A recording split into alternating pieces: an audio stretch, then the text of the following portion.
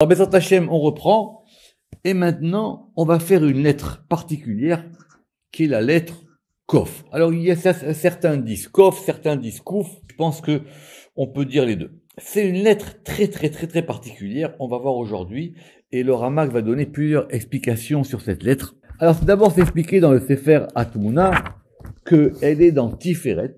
Pourquoi? Parce que ça provient d'un verset dans les psaumes. Ce verset dans les psaumes, en 19.7, il y a marqué Miktse Hashamaim Motsaho Utkufato al Ketsotam Ve'en Nistar Mechamato.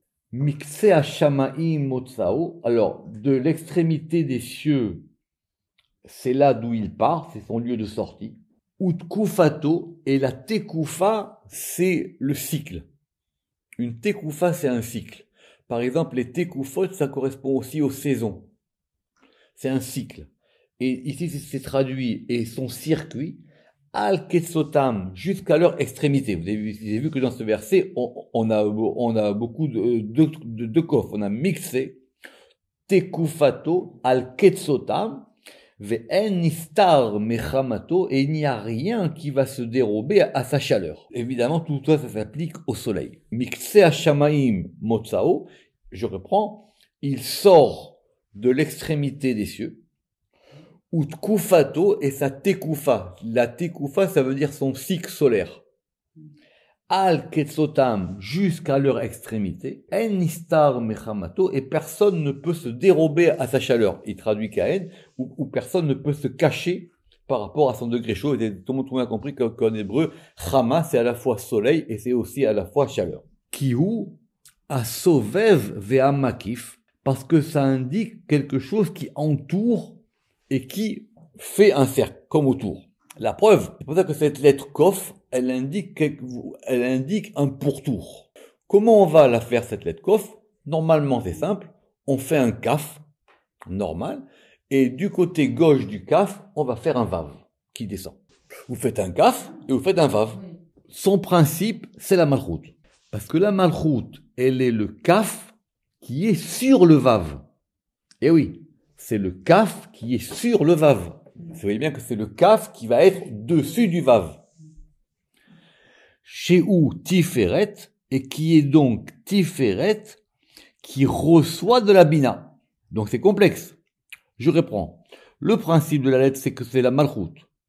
Et que la malchoute, c'est un kaf qui est sur le vav, et le vav, il est Tiferet. Et ce vav, il reçoit de la bina.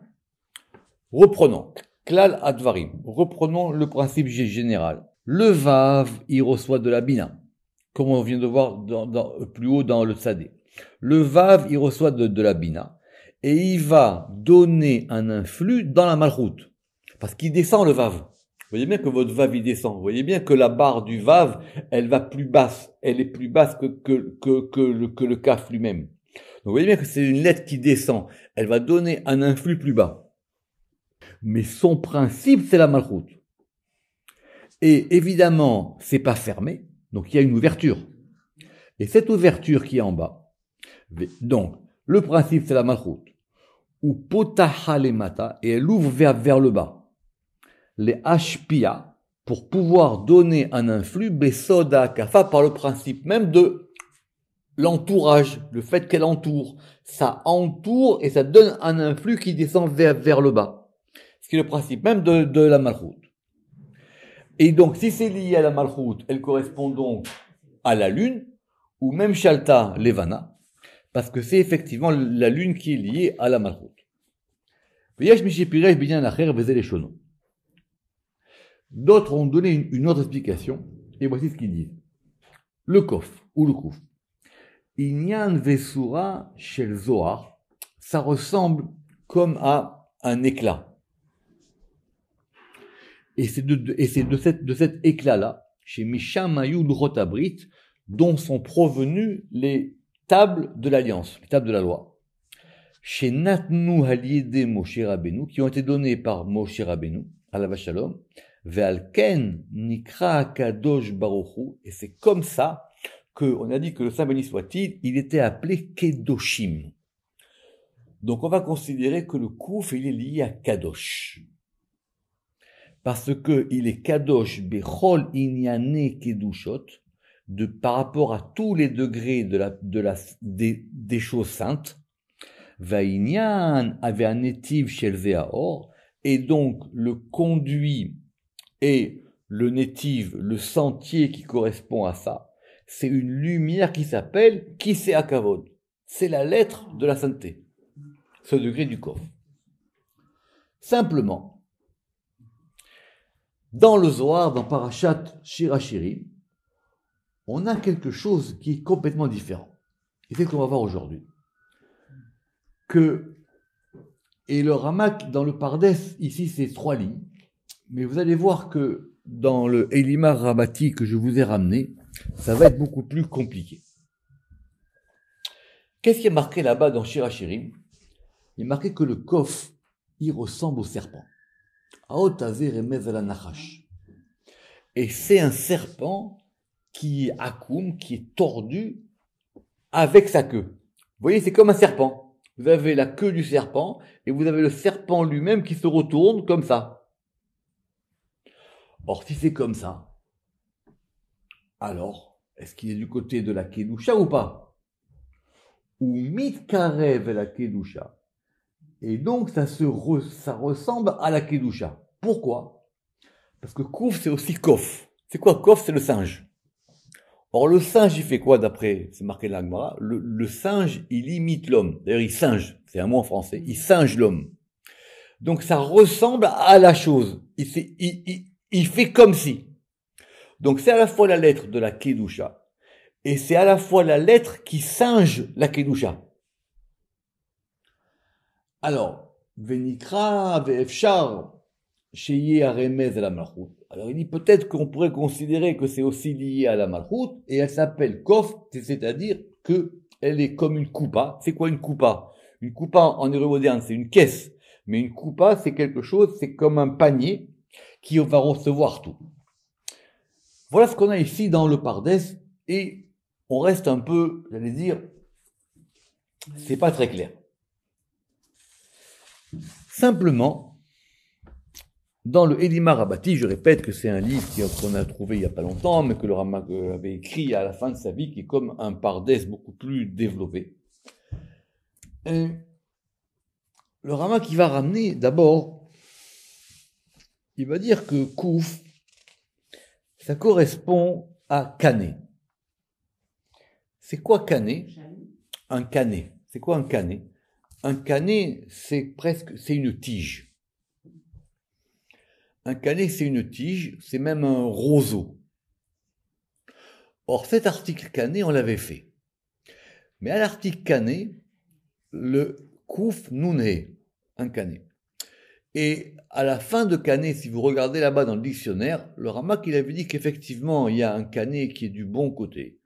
Mais il y a un Kané qui est d'un côté un peu plus bizarre. Il avait dit c'est normal parce qu'il y a les choses sont faites les unes par rapport à l'autre. Or, sur ça, il y a d'abord 2 références importantes. Une première référence, et qui est restée en hébreu moderne, qui est une expression à propos de la guerre de Sancheriv, à propos de l'Égypte et tout ça. Et là-bas, il y a marqué Mish'ainet akane aratzutz. En gros, ça veut dire c'est quelqu'un qui s'appuie sur un bâton cassé. Alors c'est une expression qui est restée en hébreu moderne parce que ça veut dire c'est que en fin de compte c'est que je m'appuie sur un truc qui marche pas quoi. D'accord, c'est quelqu'un il veut s'appuyer sur un bâton cassé.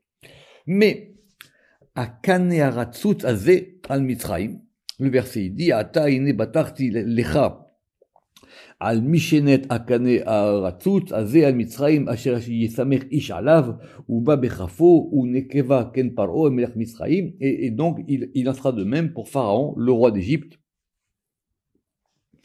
et tous ceux qui vont se confier en lui. D'accord? Et c'est une expression, je répète, que Rachid dit, c'est comme quelqu'un, il s'appuie sur un bâton qui va tomber. D'accord? Ça veut dire, ou par exemple, en hébreu moderne, c'est quelqu'un qui prend un mauvais associé. Ou quelqu'un qui va s'appuyer sur quelque chose qui marche pas. Le Ramak qui ramène qu'il y a un autre Kané. il y a un autre canet, et c'est un canet du Zagmara. C'est quoi ce canet de l'Agmara? Il y a marqué comme ça. Le roi Salomon, il a eu beaucoup de femmes. Beaucoup, beaucoup, beaucoup. Mais parmi les femmes officielles, il a épousé la fille de Pharaon. D'accord? Alors, quand il a épousé la fille de Pharaon, l'Agmara, elle dit que l'ange Gabriel, il est venu du ciel et il a enfoncé un canet, donc un bâton, dans la mer, et que ce bâton dans la mer, il a formé une péninsule qui s'appelle Rome. Oui, très grand midrash de la Gemara. Très très grand midrash de la Gemara. Béni, il aimait beaucoup ça, pour expliquer ça. À partir du moment où le roi Salomon, il a épousé la fille de Pharaon, c'est comme ça qu'est né l'Occident. Rome, c'est l'Occident. Rachi là-bas, il dit, mais l'Occident, c'est l'Italie, etc. Tout vient de là-bas.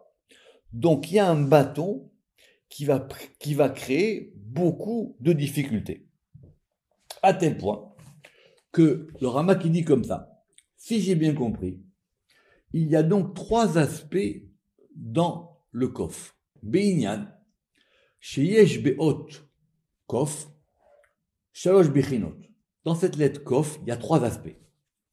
Premièrement, Aechad, mashach ha-kof le mata, shemit pashitet adachutza. Le fait que le kof est une lettre qui va donner un influx qui descend jusqu'en bas et donc jusqu'à l'extérieur. Très bien. Deuxième aspect, shiur regelze midabek imakof, c'est la mesure de ce pied. Parce qu'évidemment, vous vous rappelez que le kof, sa particularité, c'est qu'il a un pied qui descend en bas. Et qui va s'associer au kof, comme on vient de dire,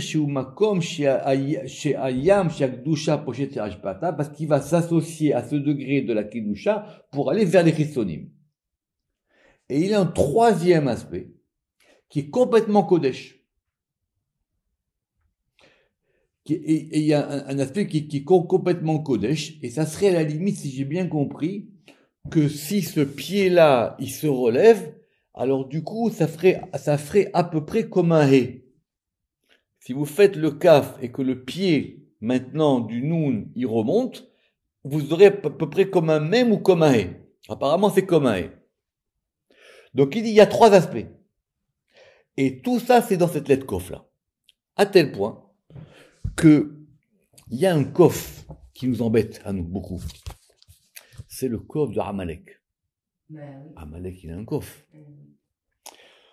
Mon frère, il a dit Amalek, Amal kof. Il sait quoi qu'il est Amal. Amal, ça veut dire qu'il est, comme on dit en français, il est taraudé, il est pris par ça, il est occupé. Amal, ça veut dire que c'est son fardeau à lui. Tout son fardeau, tout son travail, c'est le kof. Amalek, il est Amal bakof. Ça veut dire quoi? Il s'occupe de ça. Il est lié à ce degré, alors soit de contrecarrer la kedusha, soit le fait maintenant de singer, comme on a dit, de singer le kof, la kedusha, ou soit effectivement d'aller faire venir des choses dans l'autre côté. Mais simplement kof, dernier élément, et on l'a pas dit, c'est quoi kof? Kof, c'est 10 fois 10. Kof, c'est la puissance du yud fois 10. Or, c'est quand le yud, il va prendre toute sa mesure, yud fois yud, qui devient ce degré de kof. Et ce degré de kof, là, il est lié à la kedusha. Baruch Adonai le'olam, amen ve'amen.